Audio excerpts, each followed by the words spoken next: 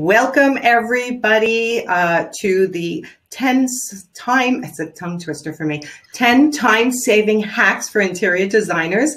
I'm so glad you guys are here today. I think we have about 120 people registered, which is fabulous at this time of day before a holiday weekend. But I want to welcome you all. I'm Nancy Ganzekaufer, your business partner. I'm a business coach helping entrepreneurs in all areas, all creative entrepreneurs, actionable, stepping and taking entrepreneurs grow their businesses to new levels. And joining me today is Sarah, the CEO of MyDoma. Sarah, why don't you introduce yourself?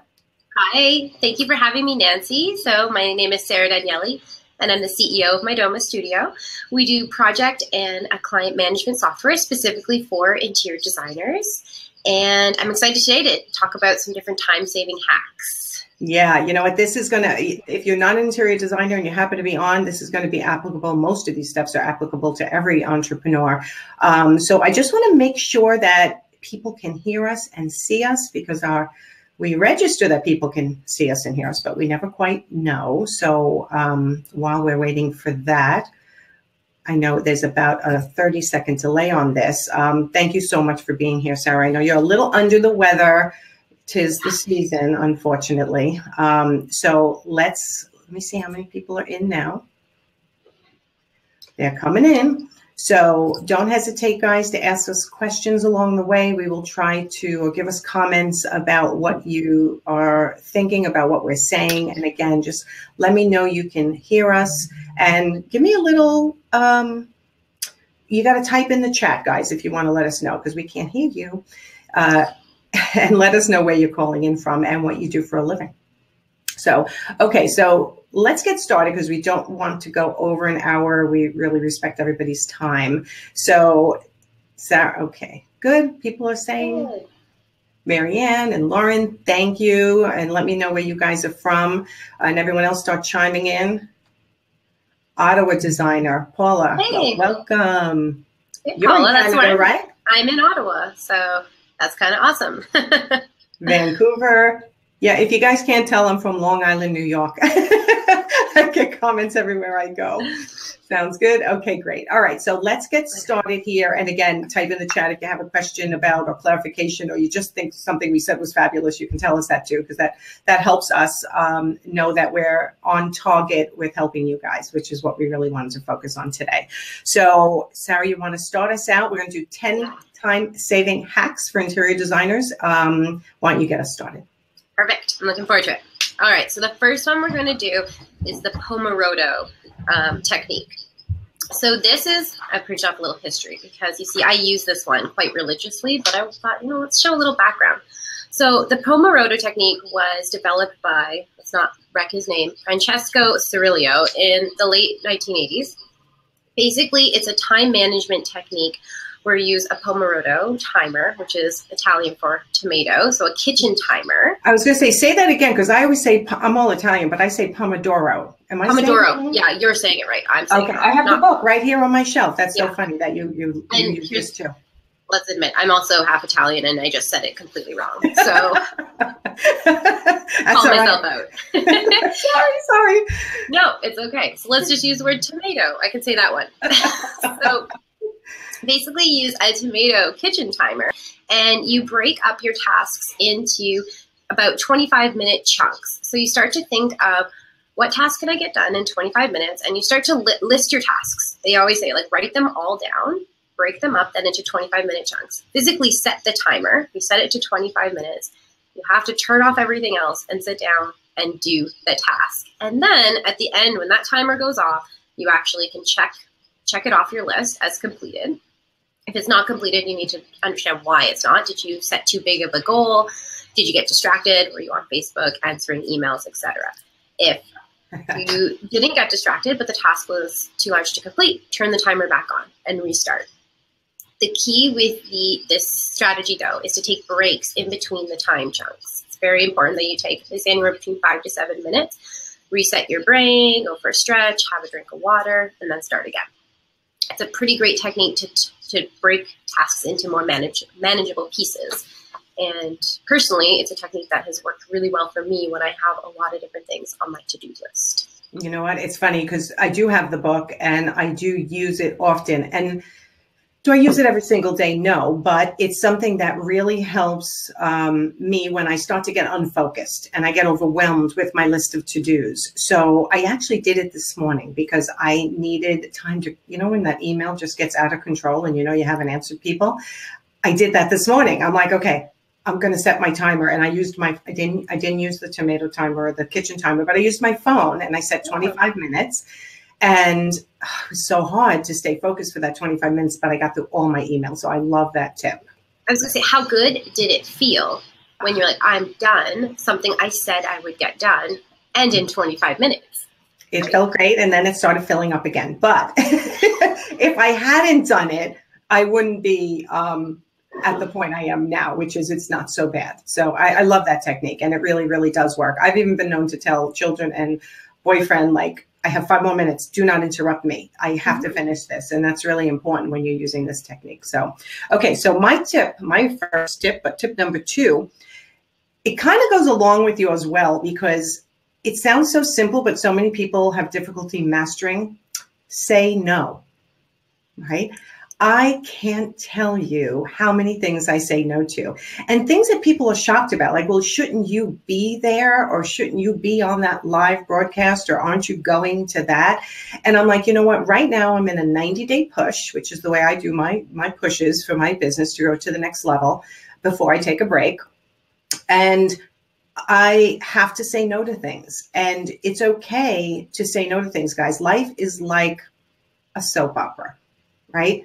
You can get off and not watch for a year almost and come back and nothing really has changed. So when you're chasing shiny objects and you're going to everything because you have that FOMO, fear of missing out, I'm telling you, it's okay to say no to things that don't fit into your goals and your core values for that 90-day period or 6-month period. It's actually really important. I have an exercise I do with my clients where we kind of go through what's important right now. Well, that's the 5 top things that are most important in your life right now.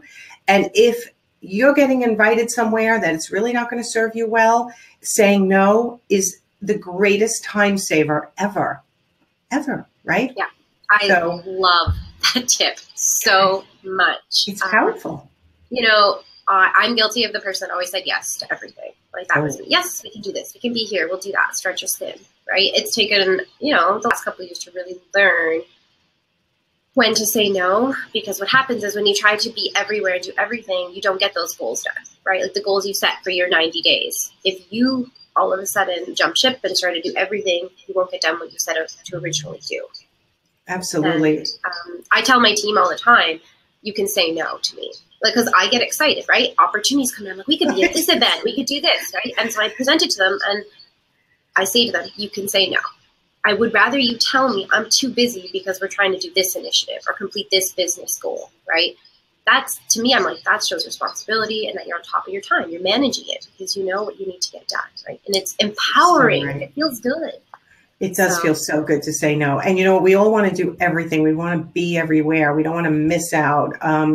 But when you're trying to build a business, I remember telling one of my clients over the phone, she was very overwhelmed. And she's like, I have to be here. I have to be there. I'm like, okay, do you have a physical calendar or a phone calendar? She's like, physical calendar. I'm like, open it up. Read to me what's going on in the next 2 weeks. And I went through, why do you have to be there? Do you have to be there? We crossed off 3 things from her list. And she was like so relieved. It's almost like she just needed permission to cross them off. So do you guys ever feel that way where you're just being pulled? You know, we all have people who rely on us, whether it's parents or children or animals. You know, let me know if you guys can relate to this. And there's a point where it's okay to say no. So let me know if you guys can relate to this, what we're saying. And then Sarah's got the next tip for us. Okay. So I love all the tips because I'm really about managing my time. I'm busy. So calendar blocking, so easy, so simple, but so incredibly effective. I used it this morning to get done what I needed to get done. So calendar blocking is super simple. It's basically the technique of blocking off specific time, either regularly throughout your week or daily, depending on how you're lining up your schedule. So for example, you would use let's say on Fridays you do business development, or you look for new business. So you block off and you say, 9 to 12, I do business development, and that's it. And if someone wants a meeting with you, you don't do it because you have something else set. Client meetings on Wednesdays. Like, again, it's empowering to say no, because a client will say to you, well, can I meet this day? Well, I can't. They don't need to know what you're doing. This is the time I have available. This is how I manage it. I use it sometimes for big tasks, like things that I need to do with my team, or just individual tasks. So my team knows what I'm doing, when I'm doing it, and I know what I'm doing. Came in this morning, not stressed, wanted to have coffee, we had no coffee in the office, I took tea, sat down, said, okay, I have to do some content planning. I need to review my talking points for this webinar. I had my time blocked out, knowing exactly what I was doing up until lunch, and no distractions. Now, do you use it for, like, when I ran Expressive Living Art Consulting, which is why I'm in the interior design world, there was a time where I said, no more clients on Saturdays. And I remember my staff going, we're going to lose business. And I'm like, you know what? There's a point to where my life and balancing my life, being able to serve my clients better is important. And that's when I had really learned about time blocking. Like, it was okay for me to block out my Saturday or every other Friday, half a day, so I could do things like get my hair done and do my nails, right? And then I started really, Christina is saying there's an online timer. Nice, tomatotimer.com. But does that mean I have to have my computer on? Because that might get me distracted a little bit, but I do love that. I have to look that up. So when I said no to clients on Saturday and I started taking half a day off on Fridays every other week, unbelievable how, when they say, if you want something done right, give it to a busy person. I became a little busier during my working hours, but it forced my mind to be more focused. And I got even more done without the stress of knowing that I had all this personal stuff to do.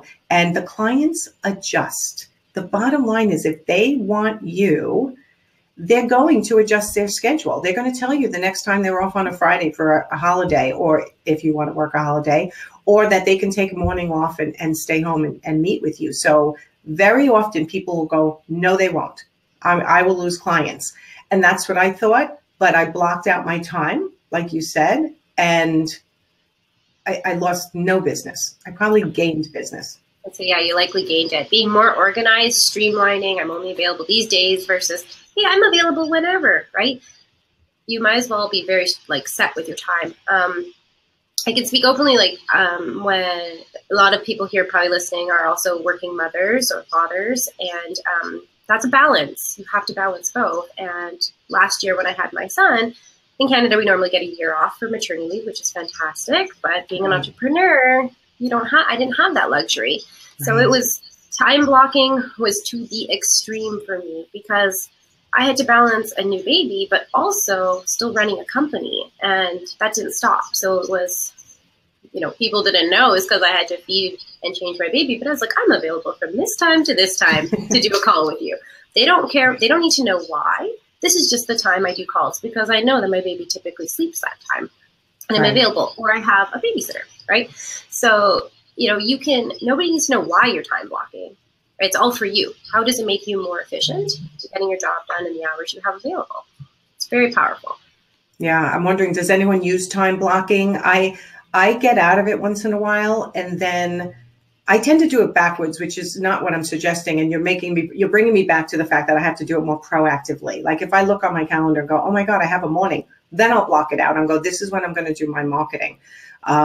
Which actually brings me to my next tip, which is use the internet to save you time, right? As interior designers, there are so many hats that you wear, right? And when it comes to the sourcing, the meeting with clients, the follow-up, the meeting with your suppliers, coordinating things that go wrong, deliveries, installations, and your life, and running your accounting and it's just endless. I could go through a list of 200 things. It's really great if you can block out, whatever time you choose, but Monday mornings is when I do my billing, right?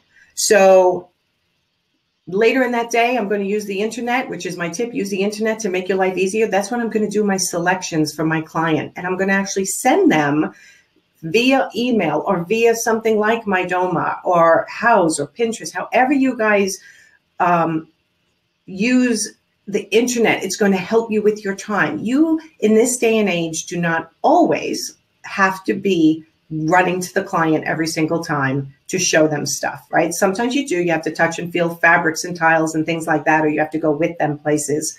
But in this day and age, if you're still doing 100% of your showing to a client manually, making that appointment, then I would say to you, if I was your coach, are you charging? Yeah. Are you charging for your time travel time? Because when you really start to look at, if you're not using the internet and all the great systems that are out there to use to make your lives easier, make your process more efficient, then you are not making as much per hour as you think you really are. So this is a time management tip. This is a profitability tip. You know, you bite the bullet, you make a decision what system you're going to use. And MyDome is a great option. There's many others out there, but check out what can save you time, because time is money. Don't leave money on the table, right? We talk about that all the time. Money on the table, exactly. And that's definitely leaving money on the table. Yeah. To get yourselves to that, if your next 90-day push, if you're still manual, and your next 90-day push is getting yourself up onto a system that allows you to show your potential clients or your clients the selections you've made for them to actually give approval, that should be your 90-day push, because that is going to save you a tremendous amount of time. And what you can do at that time then is up your marketing. Janice is saying, I waste too much time driving, even when it's blocked together. That's why I found MyDome. Yep, there you go. Happy client. Yay. It's true. Yeah. So Janice, it really saves you time from driving. And I'm curious, do people charge for their driving time? I'm very curious about that, because this is, 10 time-saving hacks, but it also runs into your bank account, right? All these time-saving hacks actually equal money. Lauren charges for her travel time. Awesome. I was talking to someone the other day, and they said they charged a different rate for their travel than they do for their design time. So, everybody's so different with this. I always padded. I just really rather than breaking it all down really detailed, I would say, hey, you know what? If our meeting is an hour in person, I would block off an hour and a half or an hour and 45, whatever it was, and I'd bill for that. So it includes, buffer time and time there and back, and because there's always that couple minutes at the front door and just make sure that we're being covered for it, right? Exactly. And that's the other thing, using the internet, which was my tip. It also, I'm glad you mentioned that, because I forgot to mention, it saves you all that small talk, which again, you guys are relationship driven. I get it. You have to have the small talk, but at the same time, that small talk at the door, coming and going, and then when you're chatting in the house, can add up to a lot of time. And then I've talked to designers, well, and I feel guilty. I can't charge for that time because we were chatting about personal, and I get it. So if you can use the internet to help you show your clients samples, what you've selected, have them start honing it down there, and keep your time going to the client's house more limited, it's going to make you a lot more money. Yep, 100%. So, which leads into my next tip, which you definitely touched on there, all about having a clear and concise design process and communication guidelines. These sounds really formal, because it kind of is. And if you don't want to leave money on the table, you need to be clear about how you do business. And that goes right down to how long do you spend at the front door? Do you bill for that time?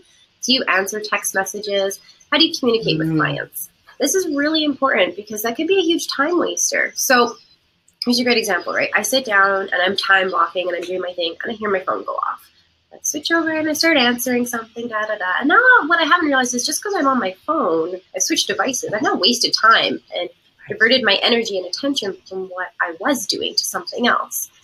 So what you may not realize is, when a client starts texting you, that's the same thing. You may pull your energy or your attention off of something onto somewhere else, and you're not necessarily billing for that time if you're not paying close enough attention.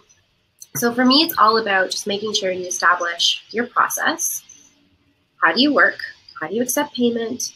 And how do you repeat the process? I say this over and over again. Whatever design process you want to use and whatever system you want to use, obviously my Doma Studio is a great tool for that, but no matter what you use, make sure you can repeat. Because if you can't repeat what you do, you cannot scale. I should like type that on my forehead. Like you cannot go bigger. You will always be contained within, let's say your capacity right now is 5 projects on the go. If you can repeat your 3 projects, whatever it is that's your capacity, if you can scale your process, if you can repeat your process, you can do more. You could do 10, because what happens is you have clients in different buckets. This one's waiting for contract signing. This one's already paid. This one is waiting to approve this. I'm waiting for this one to approve their finishes. You can be juggling more because you have a process in place where you're not thinking about the person who needs to approve their finishes until they approve them. You work on the concept for other clients, right? You're able to actually scale out quicker. That's my big spiel.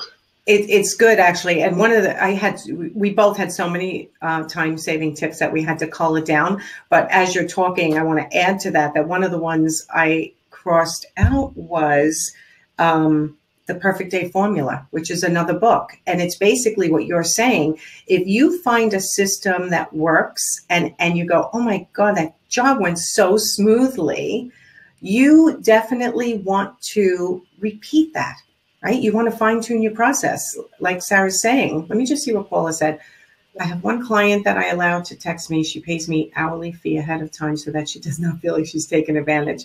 And that's perfect. It's kind of like you take, and I even say to some of my clients, take a retainer on that stuff, right? If someone says, I want to text you, I want to be able to text you this picture of this table that I see while I'm out shopping and get your opinion of it, or these trays or whatever, you know what? If you take a retainer on that texting time and on those last minute phone calls or those last minute emails, depending on the client, that could work very nicely. And it sounds like you're doing the right thing, Paula. So, okay, what was my next tip? What number are we up to? Oh, you touched on it. And it's actually something I had broken out, which is, and I should ask this, how many of you take credit cards? That's a good question. Is this webinar canceled? What does that mean? I don't know. We're still here, Boris. I don't know. Yeah, we're here. It's not. So I want to know if you guys take credit cards, because you should. You should. I mean, to me, as a business coach, good Lauren, you take credit cards. Caden's hopping in. Caden is my virtual assistant. So if you see him get credit cards, yes. Paula, I do not. I accept e-transfer and it works. Okay, that's another great way of saving time. I'm still hearing a lot of designers say, I have to go and go get the check before I can order it. And then I have to deposit it and wait 3 days. And I'm like, oh my God, like, what are you doing? Work it into your fees, work it into your cost, accept them. We accept them with a 3% finance fee, but so far no clients have to. You know what? And I'm going to polarize myself a little bit on this one, Amanda. I don't like that process at all. When you say, if I take a credit card, I have to charge you 3% more. Nothing makes a client nuttier, but at the same time, you're probably getting your checks. So it might be working for you. But if you take credit card and just, let's say you work in 3% more on your price of the job, or your hourly fee, or whatever, however you charge, because every single designer charges differently, as Sarah knows. No matter who I talk to, everybody charges differently. Add a percentage that covers you. So when they give you a credit card, you're like, okay, no resentment. And if they don't give you a credit card, you're like, woo, I made an extra 3 to 5% on that job. But if it means you have to go and drive and get a check, it's not worth your time. 100%. Oh, you're saying what I try to spout every day, the importance of it. You don't have to. If the client doesn't want you, they're not comfortable, fine. Don't force them. But offer them the convenience, because one, they get those extra points, which is great. Exactly. They can pay any time. Again, guys, like if you don't want to work weekends, don't. Here, pay your invoice and great, and I'll order this furniture on Monday. They can pay over the weekend and the money can be in your account on Monday. So you're not carrying any costs. It's sitting there. You're ready to go. Go place your order. Exactly. The idea of the fees. I hear this a lot, right? Like, don't want to charge the fees. The fees. Roll it in. Thank you, Nancy. Roll it in. Like, oh my God. wait, how we use this? Guys. Roll it. We use this analogy all the time. You go to Starbucks. How much does it cost for your drink? Like $5, $6, depending what it is. Do you think when you pay with credit card, you're not being charged a fee? It's just rolled into the cost. Your coffee doesn't cost $5. Like, and can you imagine if they said, "Oh, it's $5.20, $5.50, or actually it would be what, $6.50, whatever it is." No, I'm adding too much. Whatever. If it's $5.50, if you use your credit card, ma'am. Oh my God, that would piss me off. For a while, they did do that, right? And it became illegal in a lot of provinces and a lot of states where you were allowed to roll it into the cost, but you're not allowed to like show it as an extra fee on your invoice, right? It depends on your local laws. Mm-hmm. I believe in Ontario, we're not allowed to do that. You're not allowed to charge for it. You can't say that, right? That you're adding an extra cost on. So you roll it in. It's a convenience. So we call it. There's this convenience of doing it this way, right? Are you willing to pay for that? So you can just do it. And then they get points. So. And that is huge. There are clients in the past who were buying art and framing from me, and they were like, "Can I put this on my American Express?" And I was like, "I don't take American Express because of the fees." Right? And then I came back. I'm like, you know what? I'm going to put American Express on and just adjust my fees accordingly across the board. Yep. So that, because people love to use their American Express cards because they do get such fabulous points. So work it into your business model is the moral of this tip. Work it in and make sure you find a way to take credit cards or the e-transfer. I like that. That works too. Some people are still a little leery of that, I find, because they're putting in their bank account number. So you test out your market and find a way to be able to take payments electronically or by credit card in order to save yourself time and speed up your process, right? Because now you don't have to wait for a check to clear and you can order your product right away. I have to say one more thing on that. I know then we're good. The other thing is you're not waiting. So here's the thing. We use this thing in my demo where we say set gates. So, hey, Nancy, it was great working with you. Please see your invoice in my demo. You may pay by credit card at your convenience before this date. Done. I don't have to go meet you. I don't have to call. I'm on the next job. Or I like Nancy, the gate. Nancy, I will not order your stuff until I receive payment for the invoice. Set it and forget it. I'm working on another job. I don't care. I'm not going to order your stuff until I receive it. I'm not a bank. I love that. I know it sounds like kind of being, a little bit of a jerk, but you have to. You're not a bank. You want to save your time and not think about it? Get them to do it. Put the ball in their court. Here's this great feature. Just go pay. I love it. And you know what? You're not their bank. And obviously you're not going to say that to them, but it's all in the way you worded it, which is you worded it perfectly though. You know what? Upon, submission of full payment or half payment, 50% deposit, whatever you guys do, I will order, right? It's just all in the way you word things and in your confidence presenting your process. So what happens if we want to start charging, but we already begun the project at a certain fee rate? I would say you start, by the time you set it up, you're going to start with your very next client. Yeah. That's my feeling to it. Is somebody raising their hand? There's one request. Let me see. Farah, you can just put something in the chat if you want to ask us a question. I see you're raising your hand. So does that answer your question, Vanessa? To start with, it's going to take you a little while to get yourself set up. So you would change your fees starting with the next job and readjust everything accordingly so that you are now open for credit cards or e-transfer. Hope that answered your question. Okay, are you next? I think so. Ooh, my favorite one. Set the mood. So set the mood. So this is a more of a fun time-saving hack. So you need to be aware of when you do your best work. Is it at night? Is it during the day? Is it in your bedroom? Is it in your PJs? Is it at a coffee shop? Always in the PJs. That's awesome. See, in my pajamas, I'm getting nothing done. I'm actually that person. I've got to get up and I've got to get dressed. And even if I'm wearing like sweatpants, I got to get up. I got to put on a bra. I got to like, I'm ready to start the day. I can go, the bra, yes, but everything else, I can go around in my PJs and my hair in a ponytail all day. That's awesome. So set the mood. What works for you to be most efficient with your time? I have a fun little one. So for me, when I need to get work done, headphones on, because I talk. I don't shut up, and I bug my team. I put myself in another office, which sounds silly. Right now I'm in like my old office, but when I got to do content, I like go hide in another office. What else works for me? Not sitting at my desk. Strangest thing. Really? But I'll often go and I'll like sit on the floor with my laptop when I'm working with my team and I'm trying to get through something. Like, why don't you have a chair, sit at a desk? I'm like, no, but I'm really comfy here. Like, I'm just in the zone. Like, let's bang out what we need to get through. You know, I didn't take 2 hours. I took 20 minutes. So it's really about like just being aware. What makes you comfortable? What makes you efficient with your time? Everybody's different. It's true. Set the mood. Set the mood. I'm a huge morning person. I can wake up at 4:30 in the morning or 6 o'clock. 6:30 is usually my latest. I get so much done early in the morning.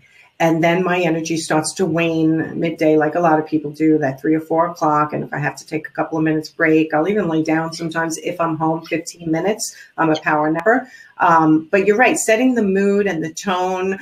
Part of setting the mood, I think, is like, look, I just hung this picture today, see?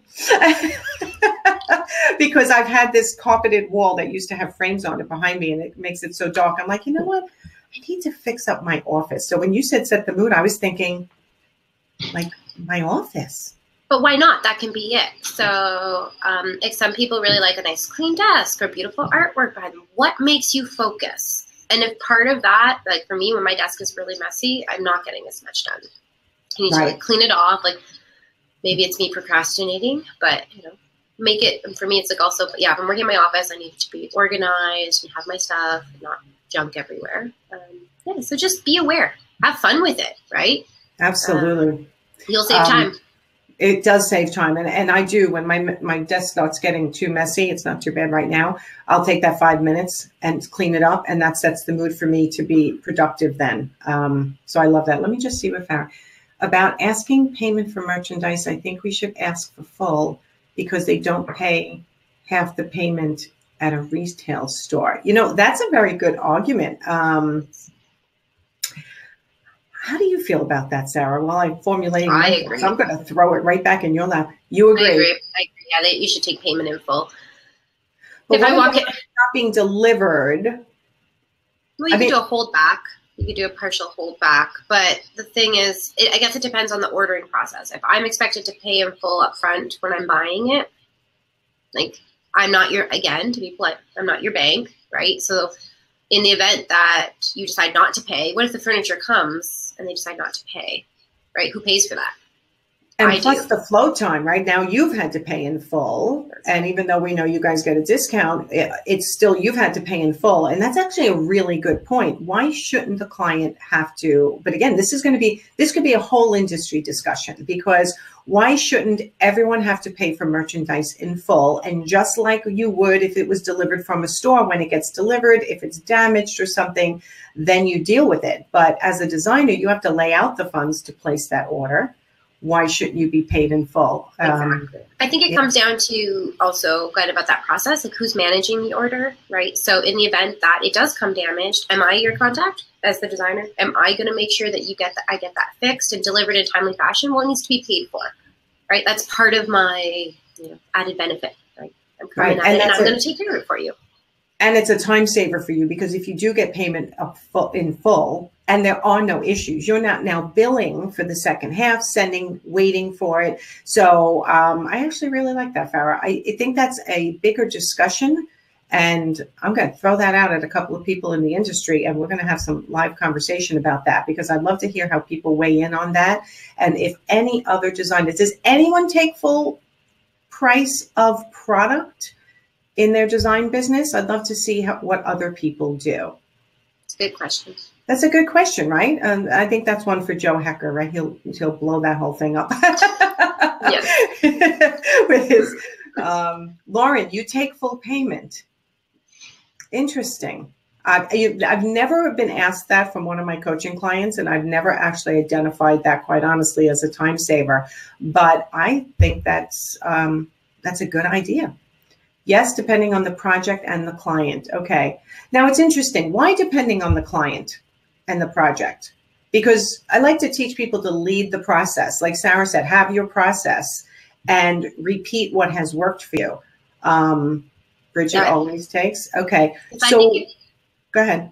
If you open a door to, this time I don't take it in full, and the next time I do, like, it's just you're wavering on your process, and then you are going to eventually waste time, right? So if you're taking payment in full upfront, you should probably do it consistently.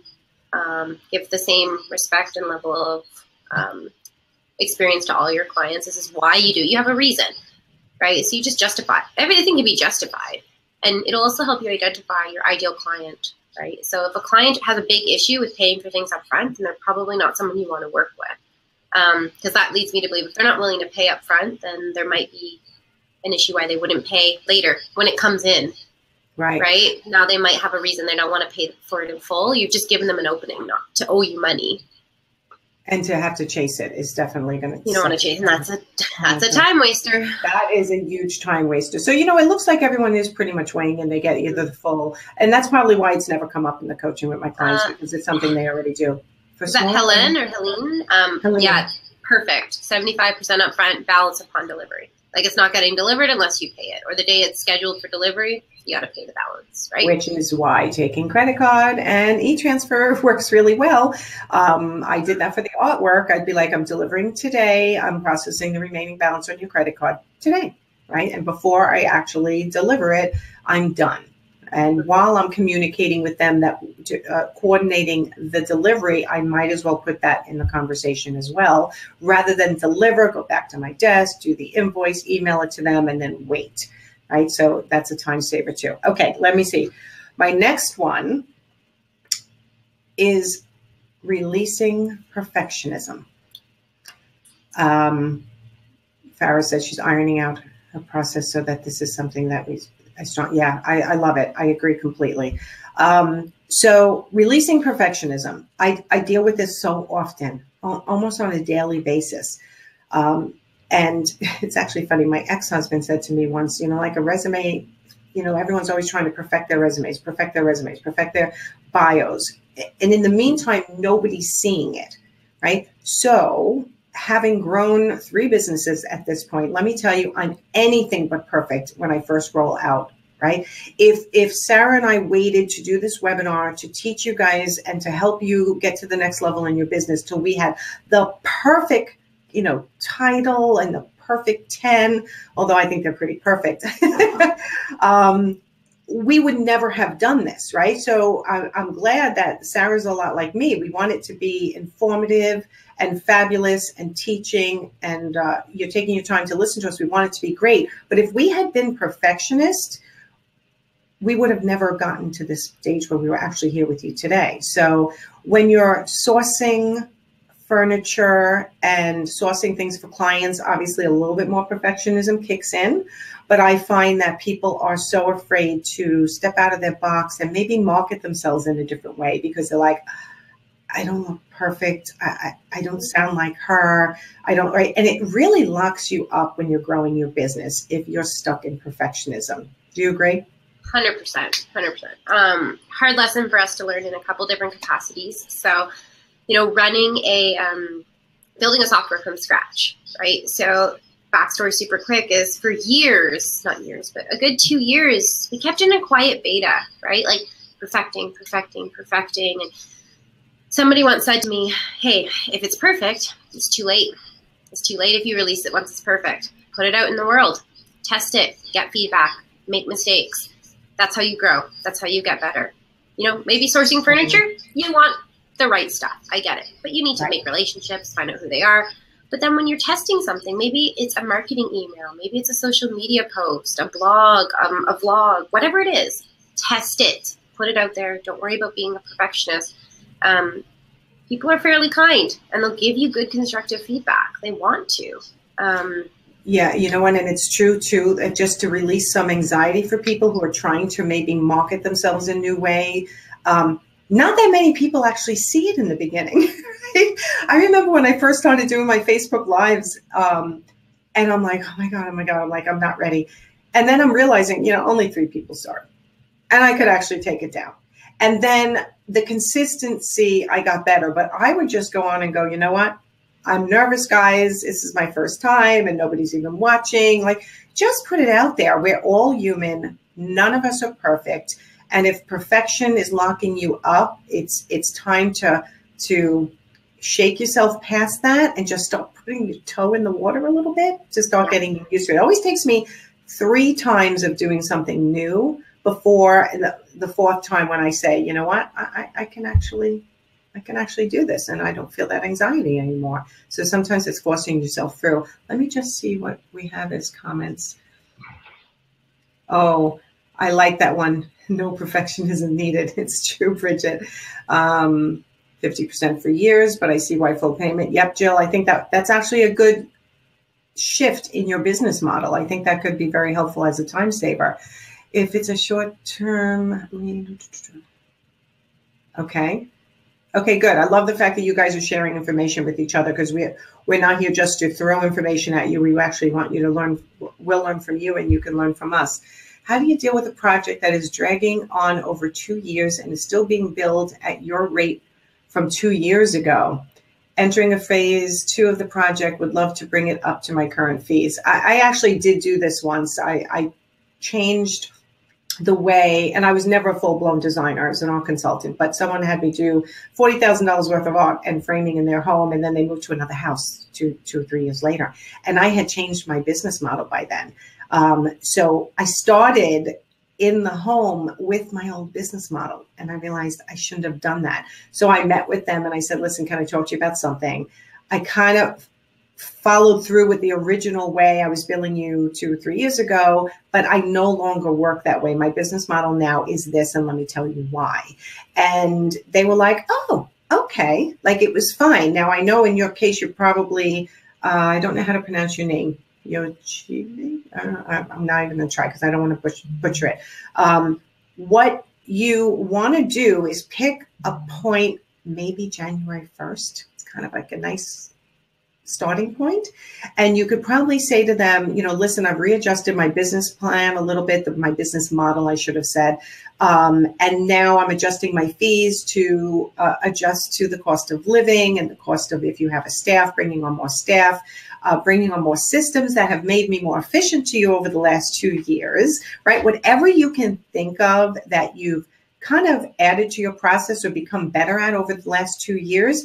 And you want to be able to say, so my fees going forward will be R, and maybe in your case, I could give you a little discount, you know. Do you think that would go over well with them? You know, again, it still depends on the client, and you don't want to lose a good client like that. But you may be able to be okay saying that if they really love you.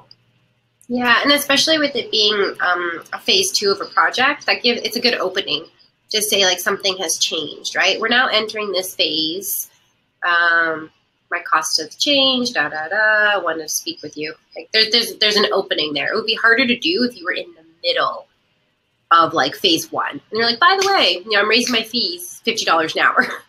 It probably wouldn't take too kindly, but you might be able to have a bit of an opening. And then I like what Nancy said, play off the January 1st, or you could give them a preview. It's coming now. Say to them, yeah, like, January 1st is approaching. I'm going to be raising my fees. We started work 2 years ago, you know, as like at this point, up until this point, you'll be billed this. And then as of January 1st, hourly rate will change to this. And I wonder, depending on how you bill, right? If you bill hourly, yes, you're going to be saying this is a bump up in my hourly rate. But if you have a design fee, are they really going to know that you've upped your fees in there? So it really does depend a lot on that relationship. I do offer, and I'm offering to everyone here today, and Sarah's offering something as well, a free 20-minute strategy call on my calendar. Kaden will give you the link to that. I just felt like this was a good time to say that, because something like that, I may need to know a little bit more detail in order to guide you properly. So that's open to everybody. free 20-minute strategy call for whatever next step you're trying to take in your business to bump it up to the next level. There's no strings attached, 20 minutes of just giving on my part. So, you know, sometimes people drop off at the end, Sarah. So I think it's a good time now, before we do our last 2 tips, for you to mention what you have for everyone also. And Kaden already is way ahead of us, so go ahead. Oh, look at that. Kaden just dropped in there. So for anybody who's interested in trying out my Doma Studio, we have a special offer for you. So if you go and sign up, we're going to send it out. Oh, there it is. Kaden put the link in there. So you can sign up for a free 30-day trial. And with that trial, you will be getting our normal one-on-one 30-minute demo, personal demo that we offer with one of our specialists. But in addition, we'll be also offering 10% off for 6 months and a business setup demo. That's very different. That's where one of our specialists will actually take control of your screen and remotely help you set up, make sure you understand the ins and outs. They're going to get to know your business in depth. So is it affiliate marketing you want to do more of? Is it e-design? Is it one-on-ones? Is it taking credit cards? What's your shtick? What do you need help with? Let us help you set up for success. So that's our special offer for today that we're offering to the webinar attendees. Love it. Okay, so our next 2 tips, actually, Paula has a question for you. What do you think the hourly rate is for designers in Ottawa? Ooh, that's good. I hear all different things. I hear anywhere from, I would say, new designers, probably about $125 to $225 is kind of the number that I've heard. It's a big range. Sorry, not being overly helpful, Paula, but it really depends. And again, I am really big on testing. So, you know, just go in and try, see what happens. Like, shoot a number out there, go in a little bit higher than you normally do and see how they react. It's definitely interesting because designers who are newer tend to charge less, but sometimes the process takes them longer and they're charging more hours anyway. So it's funny, like clients think that it's just all about your hourly rate sometimes, when they don't realize that if they're paying $250 an hour, you might be a more experienced designer whose process is more well-defined and it's making it's quicker. So in the end, they may end up paying the same amount of money. So my point of saying all this is, if you're a newer designer, don't feel guilty that, well, I'm a new designer and it took me 3 hours to source and probably someone else it would take an hour. So I'm only going to charge them an hour because you took 3 hours and your hourly rate is less. So take it. If you work the time, take it. That's my whole point. It's one of my pet peeves. Yeah, I think you should, Paula. She says at 150 she wants to raise. I'd say go for it. See what happens, right? Like, the worst that's going to happen is someone's going to say, no, I can't afford that. And then you can decide, was that my ideal client? Yes or no, right? Do I want to work for less? Yes or no? And you may be fine working for less. You may be fine working for 150, getting the right clients and making markup off of product. That might be just fine for you. It's all about your business. That's where you need to schedule a call with Nancy. Take that 20 minutes. You should probably time block your calendar so you can make sure and offer this to everybody. Take that and ask those good questions, because I'm sure that 20 minutes will be super valuable. Thank you so much. Okay, I think are we on the 9th? Yeah, we're almost done. Okay, that's your last one.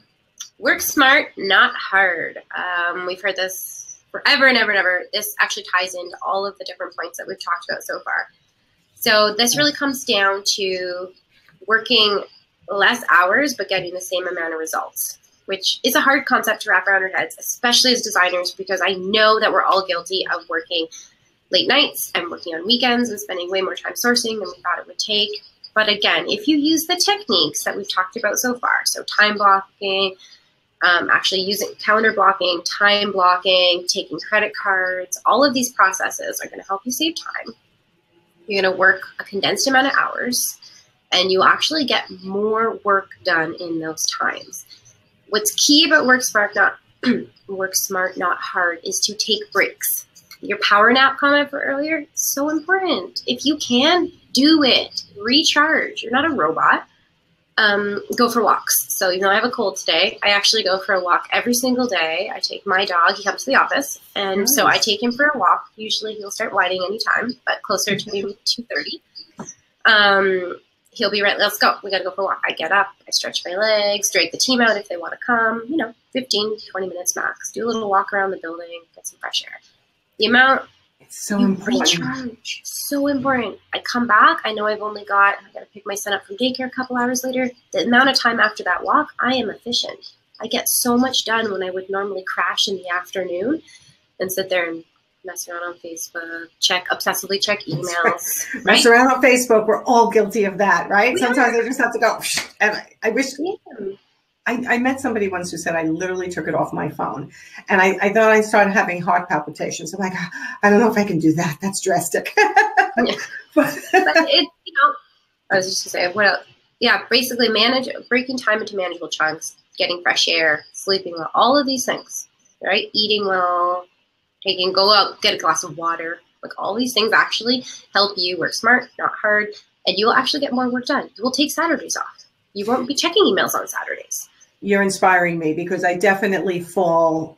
I'm a huge time management hacker. Like I literally use my time so crazy effectively. However, sometimes I do burnout. So it's really good. Like none of these tips are brand new, guys. Most of them for you are not going to be brand new, but it's always important to refresh. Remind yourself. That's why I have the Pomodoro technique and I have the Perfect Day Formula books, because I need reminding once in a while when I start to go, I'm getting a little crazy again. I'm not taking enough breaks. Like Sarah, I think that fact that you go for a walk every day is so good. I should implement that into my system because I do think you're so much more effective when you just step out of the hecticness of your brain and you let yourself get some fresh air. So that's such a good tip. And in Canada too, it's getting cold, right? Oh, is it ever? Paula will know. It's cold out there today. That's why I'm sick from it. Let me just see if we have, how often can you raise your rates? I started pretty low 3-4 years ago, and I feel like I raised them way too often, getting up to a proper fee. Listen, my answer to that, you're the CEO of your own company. I will tell you one of the first things I tend to do when someone gets on my phone, when you're an interior designer, I go, what are your fees? And then I take you through a scale of how you feel, raising it up to a certain level from 1 to 10.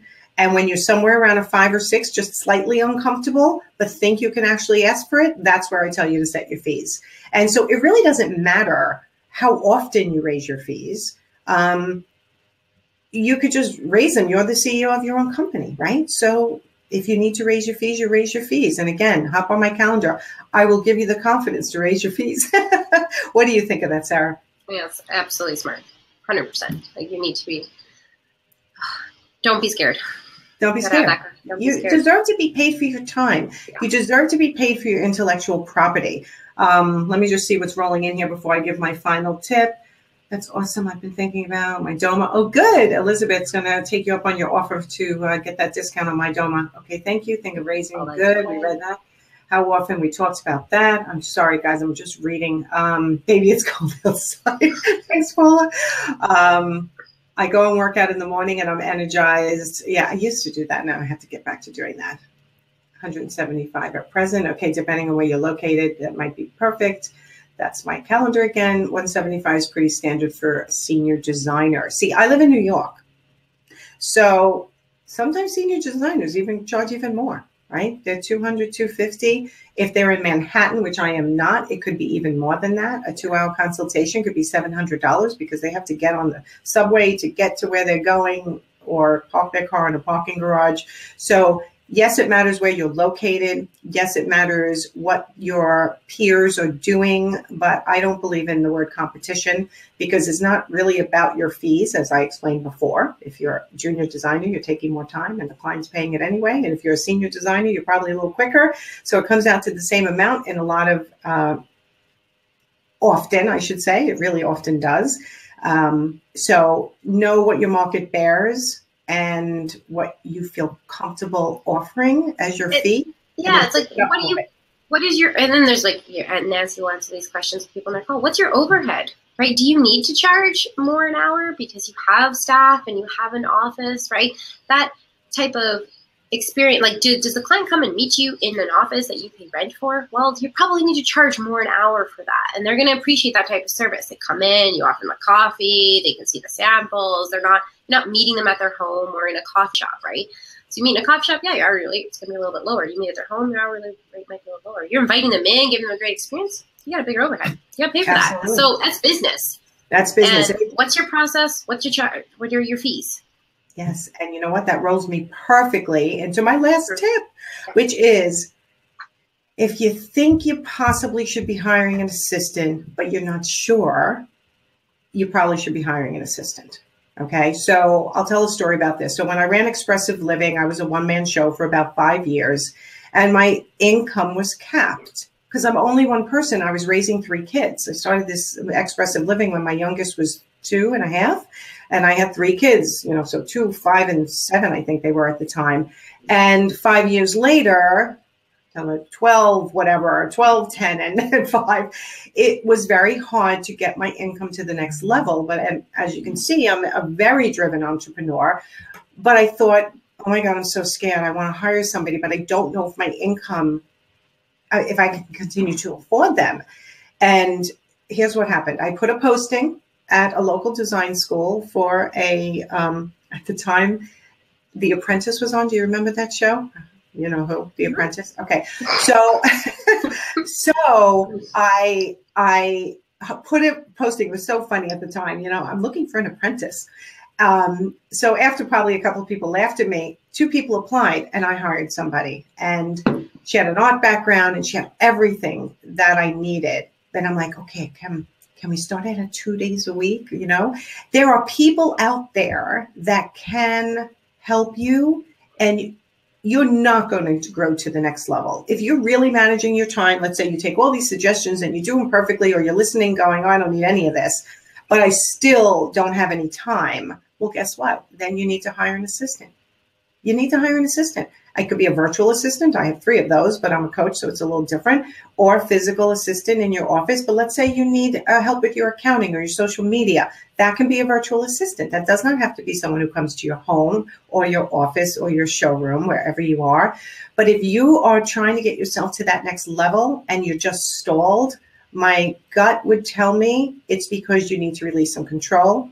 Hire an assistant, bite the bullet, take the time it takes to train them. And I have a couple of tricks on that too, on how to, you know, get ready to train somebody.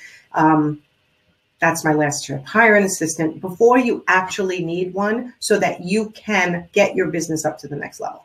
So smart. Absolutely. And which ties a little bit into the idea of a process, guys. If you're flustered because of time and you haven't been doing these techniques, right, and you think just hiring an assistant is going to fix it, it can't. If you can't repeat and you can't explain your process to a VA, no matter what it is, let's say you need someone to help you as like a junior designer. Let's use that explanation, right? In that scenario, if you can't explain to them what they need to be doing in what order, then you're not going to be efficient with your time. You're actually be wasting money on somebody, and they won't be using their hours efficiently. So you got to lock down your process, what you do, how you do it. This is where that idea of scaling comes into effect, right? So I've done this is what I do. I'm now one person, and I can't do anymore. So I'm going to hand off a piece of it to someone else to do. And you can explain to them what you need to do and how they need to do it. And then you can keep growing because you want to keep repeating that model. You want 1 assistant, and then 2 assistants, and then 3 assistants, right? You want to keep growing your business. Absolutely. And you know what? You triggered a thought in me, and I didn't plan on talking about this, but when you say understanding who you are, what you do, and how you do it, that's my talk tomorrow on Luann Nagara's podcast. I do my exercise called Your Business in Words. It's Power Talk Friday there, and that's what she interviewed me to talk about. And I taught that whole lesson, Your Business in Words. It's about how to describe who you are, what you do, and how you do it effectively. And it gives you that confidence, and it can be used across so many platforms and in introductions and in networking. So if anyone wants to listen in there, and I also have a free webinar that teaches you how to go through that process also. So if you want to grab that, Caden, can you throw that in? You're already on my email list from being here, so don't worry about that. It's a free webinar, 20 minutes with a workbook that can walk you through that. But this was fun today. Let me just see, do you charge at your rate and then pay the assistant at a grade? I just had this conversation yesterday. Did you read that whole question, Sarah? I did. Yeah. Okay. So one time a client said to me, well, how, because I did charge hourly for a couple of clients when it was in the art world. He's like, well, how do I know you're paying for me? And how do I know I'm paying for you and I'm not paying for your assistant? And guess what he did for a living?